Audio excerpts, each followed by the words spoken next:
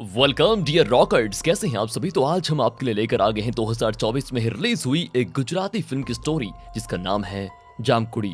ये एक horror comedy film है दोस्तों, तो आशा करते हैं आपको अच्छी लगेगी। तो दिवाली का टाइम चल रहा है ना, तो आज मैंने पूरे स्टूडियो की सफाई करी है, तो यहाँ सारी फॉर्म वगैरह अकॉस्टिक फॉर्म जितने भी थे सब निकाल दिए, तो इसीलिए आपको थोड़ा गूंज महसूस हो सकती है ऑडियो में, प्लीज मैनेज कीजिएगा। तो फिल्म की शुरुआत में एक सपना नाम की लड़की रात में अपने छत पे खटिया बिछाकर लेटी होती है और अपने हेडफोन से गाने सुनती है। तब उसके डैड आते हैं और कहते हैं कि बेटा ज्यादा देर तक जागो मत, सो जाओ। सपना कहती है कि पापा बस 5 मिनट तो रुक जाओ। इसके बाद उसके डैड तो चले जाते हैं, फिर वो गाने सुनने में व्यस्त हो जाती है। लेकिन उसे तभी कुछ अजीब सी आवाज आती है। उसे लगता है कि उसके डैड कुछ कह रहे हैं। वो कहती है कि मैं सो जाऊंगी ना पापा, कितनी बार बोल दिया 5 मिनट रुक जाइए बस। इसके बाद सपना को 1-2 बार ऐसी आवाजें दोबारा आती है, पर वो गाना सुनना बंद नहीं करती। और तभी अचानक कोई रूप वहां पर आकर उसको खींच कर लेकर चला जाता है। इसके बाद स्टोरी 2 दिन पहले शिफ्ट होती है। गांव में नदी किनारे 3 लड़कियां किंजल, सपना और सृष्टि बॉक्स में गाना बजाकर गरबा कर रही थी। तभी वहां पर ओमकार नाम का आदमी आकर बॉक्स को तोड़ देता है और कहता है कि तुम लोग पागल हो गई हो क्या? तुम्हें पता नहीं है कि रानीवाड़ा गांव में गरबा करना मना है? किंजल तो शहर से पढ़ाई करके फिलहाल लौटी है, तो शायद वो गांव के रीति रिवाज के बारे में भूल गई होगी। पर तू तो सरपंच की बेटी है ना, तुझे तो डायन जमकुड़ी के श्राप के बारे में पता है ना। तब किंजल कहती है कि क्या काका, आजकल के जमाने में आप भूत प्रेत पर विश्वास करते हो क्या? अरे अब तो हमने गरबा कर भी लिया, अब क्या करेगी आपकी डायन जमकुड़ी? ओमकार कहता है कि भगवान से प्रार्थना करो बस वो किसी की जान ना ले। अगले सीन में हम रानीवाड़ा गांव में राजमहल की रीडेवलपमेंट के लिए रीडेवलपमेंट एजेंट मनसुख ढोलकिया को दिखाते हैं। वो वहां पर आया होता है। चाय की टपरी पर ही चाय वाले उसको बता देते हैं कि रानीवाड़ा गांव पे डायन जमकुड़ी का प्रकोप है, खास करके उस राजमहल पर, तो अच्छा होगा कि आप उल्टे पैर वापस चले जाओ। मगर मनसुख उनकी बातों को मजाक में उड़ाकर राजमहल चला जाता है। गेट पर ही बाबू भाई नाम का एक बूढ़ा आदमी उसका इंतजार करता है। बाबू भाई इस गाँव का रियल एस्टेट एजेंट है। बाबू भाई थोड़ा जल्दी में भी होता है, तो वो कहता है कि चलो चलो, मैं अंधेरा होने से पहले तुम्हें वहां पर दिखा देता हूँ राजमहल। मनसुख को शक होता है कि इतनी जल्दी क्यों कर रहा है ये। तब बाबू भाई कहते हैं कि अरे रात में अंधेरा हो जाएगा ना, तो राजमहल दिखेगा नहीं, और यहाँ लाइट बत्ती भी नहीं है। इसके बाद लंदन से राजमहल की मालकिन कुमुद मनसुख को कॉल करती है और कहती है कि मैं जल्द ही रानीवाड़ा आने वाली हूँ, तो ध्यान रखेगा अपना। अब कॉल कट करने के बाद मनसुख उस चाय वाले की बात बाबू भाई को बताते हुए कहता है कि ये जमकुड़ी का चक्कर क्या है बाबू भाई? तब वो बताते हैं कि अरे कुछ नहीं, वो तो बस एक कहानी है जिसके मुताबिक बहुत वक्त पहले रानीवाड़ा में राजा इंद्रजीत का राज हुआ करता था, जिसकी 100 रानियां हुआ करती थी और वो अपनी 100 रानियों से बहुत प्यार करता था। जिस तरह से शाहजहां ने अपनी प्यारी बेगम मुमताज के लिए ताजमहल बनाया, उसी तरह राजा इंद्रजीत ने अपनी 100 रानियों के लिए ये खूबसूरत महल बनवाया था, जिसका नाम उन्होंने रानीवाड़ा रखा। यहाँ जब तक 99 रानी रहा करती थी तब तक तो सब ठीक था, मगर जैसे ही 100वीं रानी आई जिसका नाम जमकुड़ी था, तो उसने बाकी की रानियों से जलना शुरू कर दिया, क्योंकि उसे डर था कि राजा की संपत्ति 100 हिस्सों में बढ़ जाएगी। जमकुड़ी का उद्देश्य ये था कि वो सारा राज्य खुद हड़पना चाहती थी। उसने तो एक रात प्लान भी बनाया था राजा की तिजोरी लूटने का, पर किसी तरह ये बात राजा के कान तक पहुंच गई। अब इससे पहले कि वो कुछ कर पाते, जमकुड़ी ने गुस्से में 99 सोती हुई रानियों के ऊपर तेल डालकर आग लगा दिया। इसके बाद वो खुद पेड़ में रस्सी डालकर लटक गई और मरते हुए उसने रानीवाड़ा को शाप दिया कि राजा का खजाना मेरा नहीं हुआ तो किसी का भी नहीं होगा, मैं खुद खजाने की रक्षा करूंगी। जिस रात जमकुड़ी ने खुद की जान ली वो नवरात्रि वाली रात थी, इसीलिए नवरात्रि में उसका गुस्सा बिल्कुल 7वें आसमान पर होता है। वो नहीं चाहती कि कोई गरबा वगैरह खेल कर एंजॉय करे। जमकुड़ी की कहानी सुनते सुनते बाबू भाई मनसुख को पूरा रानीवाड़ा का टूर करवाते हैं। वो उसे रानीवाड़ा का कोर्ट, रानियों का मास्टर बेडरूम्स, शाही रसोई, शाही स्नान घर, जेल वगैरह सब दिखाते हैं और हर जगह इन्हें किसी के होने का एहसास होता है दोस्तों। मगर बाबू भाई हर बार कोई ना कोई बहाना बना देता। जैसे किचन में जब बर्तन गिरते हैं तो वो कहता है कि अरे चूहा होगा, खिड़की दरवाजे जब खुलते बंद होते हैं तो वो कहता है कि अरे हवा आ रही होगी बहुत तेज। जिस पेड़ से लटक कर जमकुड़ी ने खुद की जान ली थी, उसकी एक टहनी टूटने पर वो कहता है कि अरे पेड़ बहुत पुराना हो गया है ना, इसलिए टूट गई होगी। इसके बाद जब मनसुख को बेसमेंट के बारे में पता चलता है तो वो बाबू भाई से कहता है कि जरूर यहीं पर खजाना छिपा होगा, चलो ना हम दोनों मिलकर उसको ढूंढते हैं और सारा का सारा खजाना आपस में हाफ हाफ बांट लेंगे। मगर बेसमेंट में अंधेरा होता है, पर बाबू भाई के रहते चिंता करने की जरूरत नहीं होती। वो तो अपने पास हमेशा एक टॉर्च रखते हैं। अब टॉर्च को जलाकर बाबू भाई और मनसुख दोनों बेसमेंट में जाते हैं, पर वहां से अचानक मनसुख कहीं गायब हो जाता है। मनसुख को बाबू भाई काफी आवाज लगाते हैं पर वो नहीं मिलता। तब वो डर डर के बेसमेंट से बाहर आ जाते हैं। वहाँ उन्हें खून के पैरों के निशान दिखते हैं, जिससे वो पूरी तरह डर जाते हैं। तभी वहाँ पर राजमहल के गेट का ताला खुला हुआ देखकर इंस्पेक्टर ओमकार आ जाता है।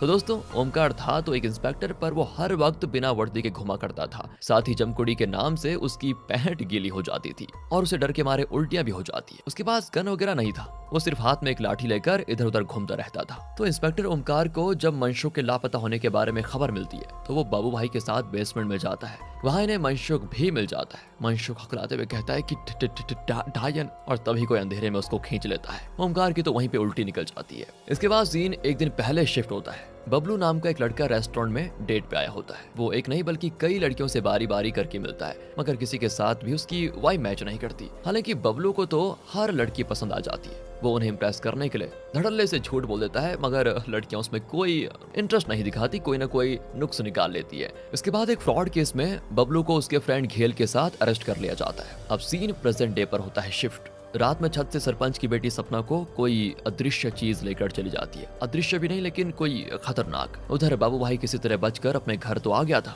पर डर के मारे उसकी हालत बड़ी खराब हो जाती है। वो सारी बात अपनी फैमिली को बताता है, और यहाँ पर हमें पता चलता है कि बाबू भाई की फैमिली में वाइफ और बेटी है। बेटी का नाम किंजल है, जो हाल फिलहाल शहर से पढ़ाई करके लौटी हुई है, और उसने ही सपना और सृष्टि के साथ मिलकर वहाँ गरबा किया था। इसके अलावा बाबू भाई के बूढ़े और अतरंगी पिता भी हैं। तभी पीछे के दरवाजे से इंस्पेक्टर ओमकार बाबू भाई के घर में आ जाता है और कहता है कि दरवाजा मत खोलना, गांव वाले बड़े गुस्से में हैं। उन्हें किसी तरह से पता चल गया है कि तुमने ही उस रीडेवलपमेंट एजेंट के साथ मिलकर राजमहल का ताला तोड़ा, और ये खबर लीक करने वाला कोई और नहीं बल्कि तुम्हारा बड़बोला पिता है। और ताला खुलने और सरपंच की बेटी सपना के गायब होने से पूरे गांव वालों को लग रहा है कि बाबू भाई यानी तुमने उस सोती हुई जमकुड़ी को जगा दिया है, और अब वो तुम्हारे खून के प्यासे हो गए हैं बाबू भाई। ये सुनने के बाद बाबू भाई को भी कुछ समझ में नहीं आता कि अब क्या किया जाए। दूसरी ओर लॉकअप में बबलू और घेल की मुलाकात एक अघोरी बाबा से होती है। घेल जानता था कि ये फ्रॉड का केस तो छूटा ही है, आज नहीं तो कल हम छूट ही जाएंगे, मगर वो सोचते हैं कि बाबा से बबलू की समस्या का समाधान पूछ लेना चाहिए कि इसको कोई लड़की मिलेगी भी या नहीं,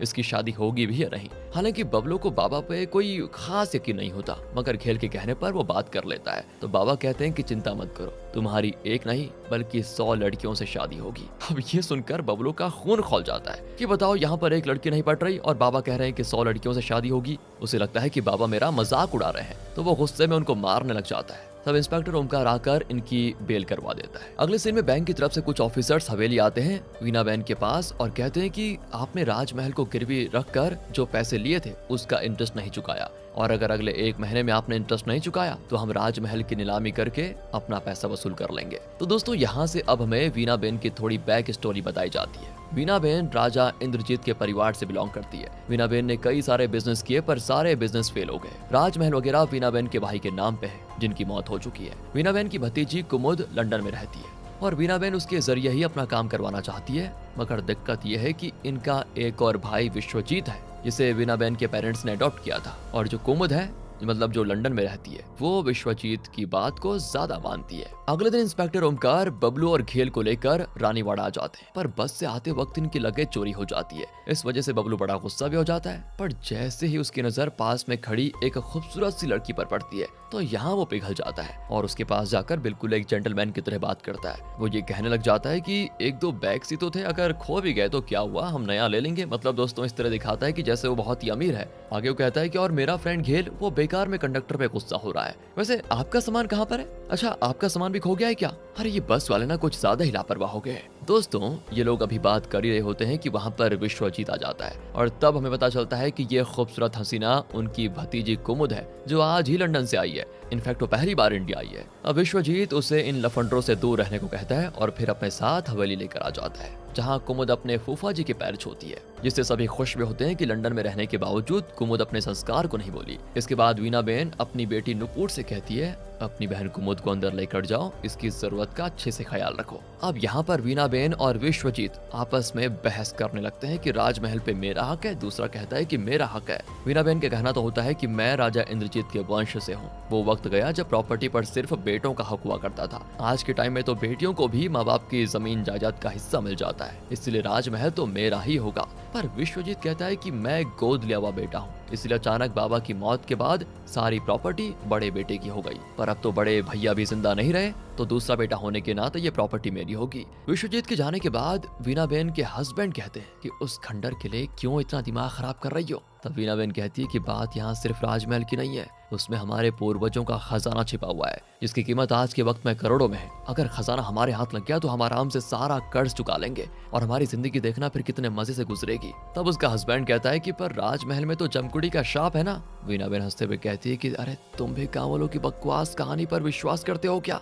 ऐसा कुछ नहीं है। दूसरी ओर बबलू अपने घर पर आता है और यहाँ पर हमें पता चलता है कि बबलू बाबू भाई का बेटा है। अब बाबू भाई अपने पे आई इस मुसीबत के बारे में बबलू को बताते हैं तो वो दरवाजा खोलकर गांव वालों के सामने जाता है और कहता है कि जमकुड़ी तमकुड़ी कुछ नहीं होता, आप लोग अपने घर जाइए और आराम कीजिए। 1 हफ्ते के अंदर मैं उस आदमी का पर्दाफाश कर दूंगा जो इस जमकुड़ी के नाम पे लोगों को डरा रहा है। अगर मैं ये करने में असफल रहा तो फिर आप लोगों को जो अच्छा लगे वो आप बाबू भाई के साथ कर सकते हैं। अब इससे बाबू भाई तो डर जाते हैं और बबलू को समझाते हैं कि तुम्हें मुझे बचाना था और तुमने मुझे फंसा दिया, 7 दिन तो यूं ही निकल जाएंगे, पता भी नहीं चलेगा। तब बबलू गांव वालों से 10 दिन की मोहलत मांग लेता है। इसी रात सृष्टि अपने घर पर सिलाई मशीन कर रही होती है। उसका धागा खत्म हो जाता है तो वो थोड़ी दूर में रखे धागे के डिब्बे से धागा लेने के लिए जाती है तो उसकी सिलाई मशीन खुद ब खुद चल जाती है और कोई खतरनाक सा रूप सृष्टि को भी अपने साथ लेकर जाता है। अगली सुबह गांव के सरपंच वगैरह फिर से बाबू भाई के पास आते हैं और कहते हैं कि आप लोगों ने 10 दिन की मोहलत मांगी थी पर यहाँ तो 10 घंटे भी नहीं हुए और हमारे गाँव की एक और बेटी जमकुड़ी का भोग बन गई है।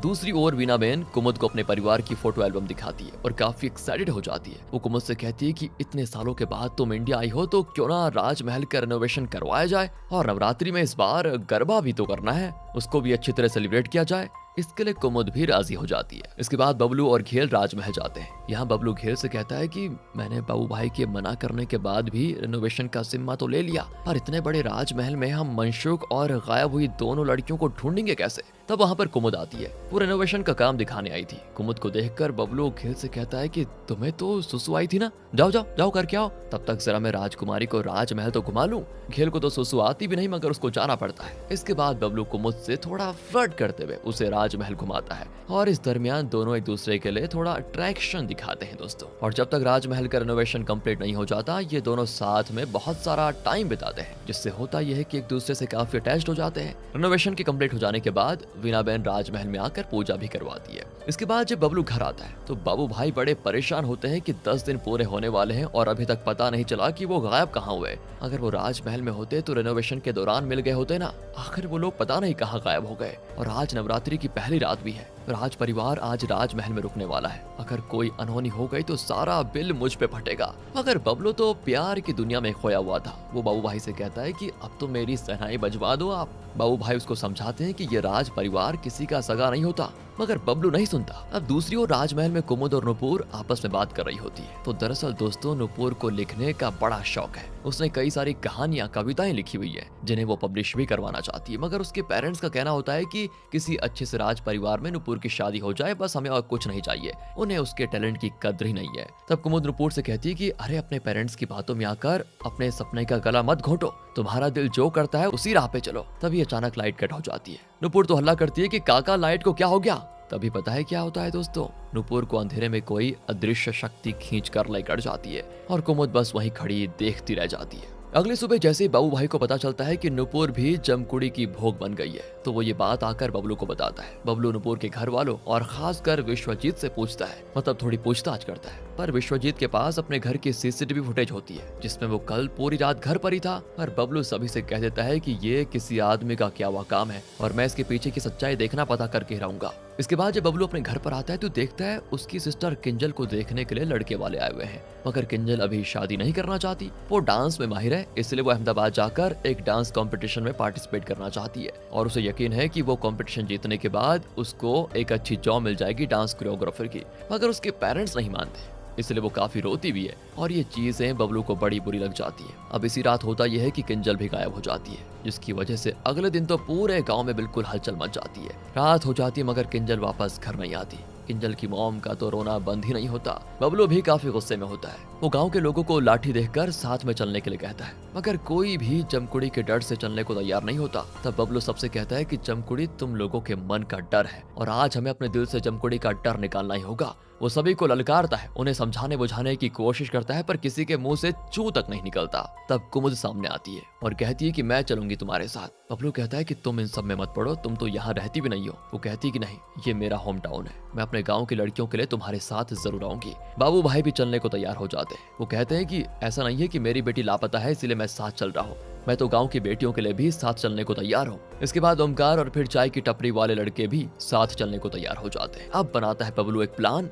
कि हम 3 ग्रुप में बंटकर राजमहल जाएंगे और जमकुड़ी को ढूंढेंगे। एक ग्रुप में बाबू भाई और ओमकार होते हैं, दूसरे में घेल और चाय की टपरी वाले वो लड़के, और तीसरे में बबलू और कुमुद। जो दो ग्रुप होते हैं उनके तो डर डर के हालत खराब हो जाती है। वहीं बबलू और कुमुद बैठकर इनडायरेक्टली फ्लर्ट करने लग जाते हैं। कुमुद कहती है कि तुमने ग्लासेस लगाना बंद क्यों कर दिया? वो कहता है कि तुम्हें पता है, मुझे किसी ने कहा था कि अगर ग्लास हटा दिया जाए तो आई कांटेक्ट करने में थोड़ा अच्छा लगता है। वो कहती है तुमने किससे आई कांटेक्ट किया? कहता है मैंने वैसा कुछ किया तो नहीं, लेकिन अब करूंगा। दूसरी ओर बाबू भाई जब सुसु करने जाते हैं तो उन्हें लग रहा था डर। वो ओमकार से कहता है कि अरे मेरा ध्यान भटकाने के लिए कोई गाना तो गा जा, और तो भी आ जा। तो वो कहता है कि छुपी है कहाँ, मैं हूँ यहाँ, अब तू भी आ जा आ जा। बाहुबली कहता है कि अरे यार ये क्या कर रहा है तू? बाबू भाई कहता है कि अब ये गाना है क्या? गाना बोला, गाना कोई इनविटेशन देने के लिए नहीं बोला। और तभी दोस्तों इनको अंधेरे में एक औरत का अक्ष दिखता है और ये दोनों चिल्लाते हुए वहां से 9-2-11 हो जाते हैं। दूसरी ओर घेल चाय की टपरी वाले लड़कों को भूतिया स्टोरी सुनाकर उनकी और हालत खराब कर देता है और अचानक एक हाथ गेल के कंधे को टच करता है। बेचारा बहुत डर जाता है। हाँ, तब वो देखता है कि किंजल के दादाजी भी डायन पकड़ने के लिए आए हुए हैं। गेल उनसे कहता है कि क्या दादाजी, आपका खुद एक पैर कब्र में है और आप जमकुड़ी से पंगा लेने चले गए, बताओ यार। तो गेल दादाजी को वापस भेज देता है। इसके बाद इन्हें भी जमकुड़ी का अक्ष दिखता है। अब ये लोग भी डर के मारे भागना शुरू कर देते हैं। वहीं बाबू भाई बबलू को कॉल करके कहता है कि वो हमारे पीछे पड़ गई है। बबलू तो कहता है कि अरे उसको दबोचो, तब तक मैं आता हूँ। इतना कॉन्फिडेंट कैसा है ये आदमी? बाबू भाई कहता है कि बेवकूफ, वो मुर्गी थोड़ी है जो उसको दबोचो, डायन है वो, डायन। तभी गेल भी कॉल करके बबलू से कह देता है कि वो आ गई है। बबलू को समझ आ जाता है कि ये जमकुड़ी एक वक्त पे कई जगहों पर रह सकती है। तभी कुमुद को भी जमकुड़ी दिखाई देती है, यानी वो एक वक्त पे 3-3 जगहों पर भी हो सकती है। इससे बबलू भी डर डर कर वहां से भाग जाता है, वो भी कुमुद को छोड़कर। इधर ओमकार को दोबारा से उल्टियां आ जाती है और वो किसी तरह खुद को कंट्रोल कर पाता है। वहीं बाबू भाई हनुमान चालीसा का पाठ कर रहे होते हैं, भूत पिशाच निकट नहीं आवे। तभी ओमकार देखता है कि वो तो और निकट आ रही है बाबू भाई, और जब वो सामने आ जाती है तो ओमकार जमकुड़ी पर ही वोमिट कर देता है। उधर घेल जमकुड़ी को उसके ही स्टाइल में डराने के लिए उल्टा होकर चलने लग जाता है, जिससे जमकुड़ी पीछे हटने लग जाती है। वहीं कुमुद जमकुड़ी से कहती है कि मुझे प्रूव कर दो कि तुम ही असली जमकुड़ी हो, अगर तुम सच में जमकुड़ी हो तो मुझे निगल लो। तभी बबलू सफेद चादर और मुंह पे रेड पेंट लगाकर वहां पर आता है, जो देखने में काफी भयानक लग रहा था दोस्तों। उसको देखकर वो जमकुड़ी बेहोश। अगले सीन में बबलू और उसके ग्रुप वाले ने तीनों जमकुड़ियों को बंद करके रखा होता है। वो उनके चेहरे पर से काला कपड़ा हटाते हैं तो देखते हैं कि ये तीनों तो विश्वजीत के आदमी हैं, और इनमें से तो एक रीडेवलपमेंट एजेंट मनसुख ढोलकिया है, और ये सब इन्होंने विश्वजीत के कहने पर किया। इसीलिए सारे गांव वाले विश्वजीत के खून के प्यासे हो जाते हैं। वो जानना चाहते हैं कि गांव की तीनों बेटियों को उसने कहां छुपा के रखा हुआ है, मगर ओमकार कहता है कि कोई भी कानून अपने हाथ में नहीं लेगा, मैं सब कुछ देख लूंगा। विश्वजीत का क्या करना है इसका फैसला कानून ही करेगा। तब बबलू कहता है कि सजा सिर्फ विश्वजीत को नहीं बल्कि वीना बेन को भी होगी, क्योंकि उसने ही अपनी बेटी नुपुर को लापता होने का नाटक करने को कहा था, ताकि वो कुमुद की सहानुभूति पाकर ये राजमहल को हथिया पाए। बबलू ने चाय की टपरी वाले लड़कों के साथ मिलकर नुपुर को ढूंढ लिया था दोस्तों, इसलिए बबलू वीना बेन से थोड़ा बदतमीजी से बात करता है, जो कि कुमुद को पसंद नहीं आता और वो उसे थप्पड़ लगा देती है। इससे अपसेट होकर बबलू साइड में जाकर ग्लासेस लगाकर बैठ जाता है। रात में ग्लासेस कौन लगाता है भाई? घेल बबलू के पास आता है और उसकी गलती रियलाइज करवाता है कि एक औरत से इतनी बदतमीजी से बात नहीं करनी चाहिए, तुम्हें करोगे तो लड़कियों को पसंद नहीं आएगा, इसलिए अपनी गलती की माफी मांगकर कुमुद को प्रपोज कर दो। कब तक अपनी फीलिंग्स दिल में छुपाए रहोगे भाई? मगर बबलू को डर लगता है कहीं कुमुद मेरा प्रपोजल ठुकरा ना दे। दूसरी ओर वीना बहन कुमुद से माफी मांगती है और कहती है देखो आज जो हुआ उसमें मेरी कोई गलती नहीं थी, मगर सारी गलती बबलू की भी नहीं थी। दरअसल गांव वाले अब राज परिवार पे भरोसा ही नहीं करते, मगर हमें उन्हें फिर से राज परिवार पे यकीन दिलाना होगा। इसलिए मैं चाहती हूँ कि रेनोवेशन तो हो ही चुका है, ये भी पता चल चुका है कि जमकुड़ी डायन जैसी कोई चीज है ही नहीं, तो अब क्यों ना नवरात्रि में हम सब राजमहल में गरबा करें। कुमुद मान जाती है। 150 सालों के बाद रानीवाड़ा में गरबा का आयोजन किया जाता है, वो भी राजमहल में। सारे गांव वालों को भी इनवाइट किया जाता है, सब मिलकर गरबा खेलते हैं। स्पेशली कुमुद तो कुछ ज्यादा ही अच्छे से घुल मिलकर मग्न होकर गरबा खेल रही होती है। बबलू भी उसके साथ गरबा खेलना चाहता है, मगर वो उसे इग्नोर कर देती है। आखिर में गरबा खेलते हुए कुमुद का हाल बिल्कुल पागलों जैसा हो जाता है। गरबा खत्म हो जाने के बाद कुमुद वीना बहन के पास आकर रुक जाती है। वीना बहन फिर उसकी नजर उतारती है, तभी कुमुद को जमकुड़ी पजेस कर लेती है दोस्तों, और बहुत ही तेजी से चिल्लाती है वो, जिसको देखकर होता यह है कि वीना बहन वहीं पर बेहोश होकर गिर पड़ती है। अगले दिन विश्वजीत को बेल मिल जाती है, क्योंकि उस पर लड़कियों को गायब करने का इल्जाम साबित नहीं हुआ था, पर अब वो किसी भी हाल में खजाना हथियाना चाहता था। दूसरी ओर घेल और बबलू परेशान होते हैं कि हमने तो जमकुड़ी की बात को मजाक में ले लिया था, पर जमकुड़ी तो सच में आ गई और अब वो अपने साथ पता नहीं कुमुद को कहाँ लेकर चली गई। लोग उसे ढूंढ ढूंढ कर बड़े परेशान हो गए होते हैं, पर वो मिलती नहीं। तो इसीलिए घेल और बबलू दोनों जेल में बाबा के पास जाते हैं। अब अपना काम निकलवाना था तो बबलू को बाबा जी के पैर पड़ने पड़ जाते हैं। वो अपनी पिछली गलती के लिए माफी भी मांगता है कि सॉरी बाबा जी, मैंने पिछली बार आपकी शक्तियों को सीरियसली नहीं लिया था, पर आज मुझे आपकी सख्त जरूरत है। वो कहते हैं कि दरअसल बाबा जी हमारे गांव में जमकुड़ी का शाप है। जमकुड़ी का नाम सुनते ही बाबा जी तो कांप खड़े उठते हैं। वो कहते हैं कि रानीवाड़ा गाँव ना। फिर वो बबलू की मदद करने के लिए राजी होकर उसके साथ रानीवाड़ा के राजमहल जाते हैं। बबलू उन्हें अंदर लेकर जाता है तो वो कहते हैं कि अंदर कुछ नहीं है, जो भी है सूखे बरगद के पेड़ में है। इसी पेड़ में जमकुड़ी ने रस्सी लगाकर खुद की जान ली थी।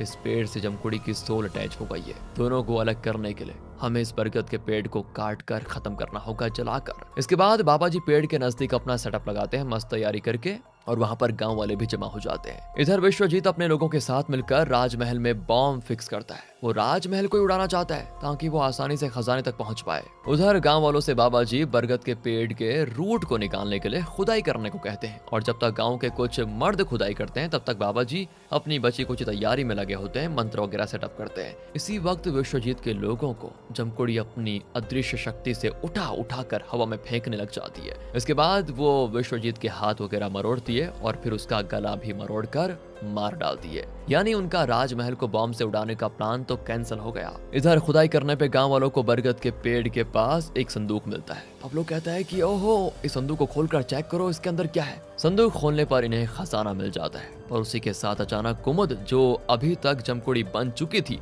वो अचानक आकर खुदाई करने वाले का गला दबोच लेती है। ये देखकर तो सारे लोग पागलों की तरह इधर उधर भाग जाते हैं। तब बबलू कहता है कि रुक जाओ, किसी को भागने की जरूरत नहीं है। ये सुनकर सभी लोग अपनी अपनी जगह पर रुक जाते हैं। फिर बबलू कुमुद से कहता है कि उस मासूम आदमी का गला छोड़ दो, बेचारा मर जाएगा, भला उसकी क्या गलती है इसमें, तो मुझे बताओ तुम्हें क्या चाहिए। तब जमकुड़ी उछलकर सामने आ जाती है और वो आदमी वहीं हवा में लटकता हुआ रहता है। कुछ देर के बाद वो जमीन पर धड़ाम से गिर जाता है। तभी बाबा जी पेड़ में आग लगा देते हैं, जिससे जमकुड़ी हंसने लगती है और कहती है तुम्हें क्या लगता है पेड़ जलाकर तुम लोग मुझसे बच जाओगे, ये खजाना मेरा है। तब बबलू कहता है कि नहीं चाहिए तुम्हारा खजाना, और वैसे भी ये तो वही खजाना है ना जिसे तुमने उन 99 रानियों को मारकर जमा किया था। जमकुड़ी गुस्से में चिल्लाती है और फिर बोलती है कि पुरुष प्रधान समाज में यही होता है, वो हमेशा औरतों को ही गलत समझते हैं। उन्होंने मेरी पूरी स्टोरी को ही उल्टा करके रख दिया। मेरी रियल स्टोरी तो किसी को भी नहीं पता, पर आज मैं तुम लोगों को अपनी रियल स्टोरी अपने मुंह से बताऊंगी। इसके बाद वो बताती है कि ये उस वक्त की बात है जब रानीवाड़ा पर राज था राजा इंद्रजीत का। रानीवाड़ा की आर्थिक स्थिति सही नहीं चल रही थी, मगर राजा तो एक के बाद एक शादी करने के लिए ढेर सारी लड़कियों को इकट्ठा किया जा रहा था, और वो कोई मामूली लड़कियां नहीं थी, बल्कि सब किसी न किसी चीज में अव्वल थी। वो एक से बढ़कर एक टैलेंटेड थी, और मैं थी एक राइटर। मैंने बहुत सारी कहानियां, कविताएं, शेर और शायरी लिखे थे, पर मैं जो भी लिखती थी वो स्त्री जाति के कल्याण के लिए लिखती थी। और जब मेरे इस हुनर के बारे में राजा इंद्रजीत को पता चला तो उन्होंने मुझसे खुद शादी कर ली। मुझे लगा कि मैं उनकी कई सारी रानियों में से एक बनकर रहूंगी और औरत जाति के कल्याण के लिए अच्छे अच्छे काम करूंगी। और यहाँ आने के बाद पता चला कि राजा तो शैतान की पूजा करता था, और नवरात्रि की रात वो अपनी 100 टैलेंटेड रानियों की बलि देना चाहता था ताकि शैतान उसे धन संपत्ति से माला माल कर दे। इसीलिए उन्होंने एक बड़ी सी अग्नि कुंड में आग लगाई और एक एक करके सारी रानियों को आग में धक्का दे दिया। जब मेरी बारी आई तो मैं अपनी जान बचाकर वहां से भागने लगी, पर मुझे पकड़ लिया गया। मैंने गांव वालों के सामने अपनी जान की भीख मांगी, मगर राजा के डर से कोई भी मुझे बचाने के लिए सामने नहीं आया।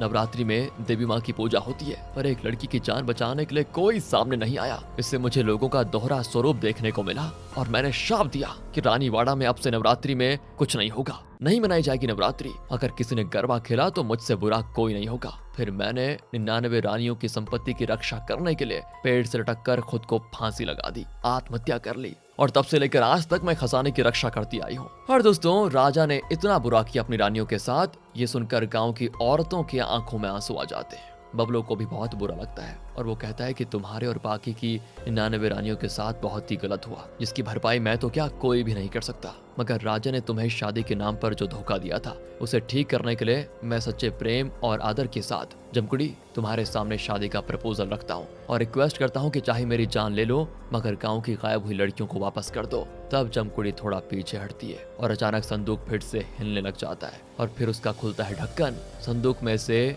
99 रानियों की आत्मा निकल कर खड़ी हो जाती है। ये देखकर सभी के होश उड़ जाते हैं। इसके बाद जमकुड़ी कहती कि सिर्फ मेरे अकेले के साथ धोखा नहीं हुआ था, बल्कि इन बेचारी लड़कियों के साथ भी धोखा हुआ था। बबलू कहता है तो ठीक है, फिर मैं सारी रानियों के साथ शादी करने को तैयार हूँ। जमकुड़ी कहती है फिर करो हम सबसे शादी। इसके बाद बबलू आगे आगे चलता है और उसके पीछे पीछे जमकुड़ी, और जमकुड़ी के पीछे वो 99 रानियां। सभी एक साथ बरगद के पेड़ में लगे आग के चारों ओर 7 फेरा लेकर शादी संपन्न करते हैं, और इस तरह से बाबा जी की वो भविष्यवाणी भी हो जाती है सच। आपको याद होगा दोस्तों, जेल में बाबा जी ने कहा था कि तुम्हारी 100 शादियां होंगी तो हो गई। तो अब जैसे ही शादी संपन्न होती है, जमकुड़ी के साथ साथ बाकी की 99 रानियों को मुक्ति मिल जाती है और वो आफ्टर लाइफ में चली जाती है। इसके बाद एक एक करके गांव की सारी गायब हुई लड़कियां वापस पहुंचती है, जिससे हमें पता चल जाता है दोस्तों कि जमकुड़ी ने उन्हें मारा नहीं था, क्योंकि वो असल में बुरी नहीं थी, बल्कि उसे तो समाज ने अपनी गाथाओं से बुरा कर दिया था, गलत गलत कहानियां सुनाकर, उसकी रियल स्टोरी को तोड़ मरोड़ करके, और इसीलिए वो लोगों से नाराज हो गई थी। तो दोस्तों इस तरह सारी गायब हुई लड़कियां वापस आ जाती है, मगर बबलू की बहन किंजल वापस नहीं आती, और आप समझ गए होंगे क्या हुआ था। पर कुछ दिनों के बाद वो वापस आती है, क्योंकि वो गई थी डांस कंपटीशन में शहर में, और खुशखबरी यह है कि वो कंपटीशन जीत भी गई है। कहती है मुझे अब शादी वगैरह नहीं करनी, बल्कि अपना करियर बनाना है। फिर गेल बताता है कि मुझसे किंजल का दुख देखा नहीं गया था, इसीलिए मैंने जमकुड़ी की स्टोरी का फायदा उठाकर बाकी लड़कियों की तरह उसे भी गायब करवा दिया और शहर भेज दिया, ताकि वो अपना सपना पूरा कर पाए। ये जाने के बाद बबलू घेल पे थोड़ा नाराज भी होता है, पर फिर मान जाता है। फिर बबलू को कुमुद की याद आती है कि सभी लड़कियां तो वापस आ गई, मगर कुमुद क्यों नहीं आई। घेल कहता है कि अरे वो भी आ ही जाएगी, उसे कौन सा जमकुड़ी अपने साथ लेकर जाएगी, जरा पीछे तो देखो। बबलू जब पीछे देखता है तो उसे वहां कुमुद दिखाई देती है, जो कि बबलू का करती है शुक्रिया अदा, और बबलू इस मौके का फायदा उठाकर पूरी तरह अपनी दिल की फीलिंग्स उसे बता देता है। डरते डरते आई लव यू भी बोल देता है। तभी गेल जोर जोर से आवाज लगाकर बबलू को अपने पास बुलाता है और एक गोरी मैम से मिलवाता है, जो कहती है कि एक्चुअली मैं बाबू भाई को ढूंढ रही हूँ, मैं कुमुद हूँ। लास्ट मिनट पे मेरी फ्लाइट कैंसिल हो गई थी और मैं इंडिया नहीं आ पाई। मैंने बाबू भाई को ईमेल भी किया था कि मैं नवरात्रि के बाद ही आ पाऊंगी। अब बबलू तो डर जाते हैं और कहता है तुम कुमुद हो तो वो कौन है। बबलू और खेल जैसे पीछे हटते हैं तो वो लड़की जो अब तक कुमुद कह रही थी खुद को, वो गायब हो जाती है। तो दोस्तों वो लड़की कोई और नहीं बल्कि रियल जमकुड़ी थी, जो अब तक कुमुद बनकर यहाँ रहने का नाटक कर रही थी। अगले सीन में हम देखते हैं कि राजमहल को एक म्यूजियम में बदल दिया गया है। उसमें 100 लड़कियों की आर्ट वर्क को खास करके स्पेशल तरीके से डिजाइन किया गया है। और इसी के साथ ये मूवी यहाँ पर खत्म होती है। बाकी अगर आपको वीडियो अच्छी लगी होगी यार, मुझे पक्का बताएं। मिलते हैं आपसे अगली वीडियो में। लाइक कर दीजिए, ध्यान रखेगा अपना। Thanks for watching.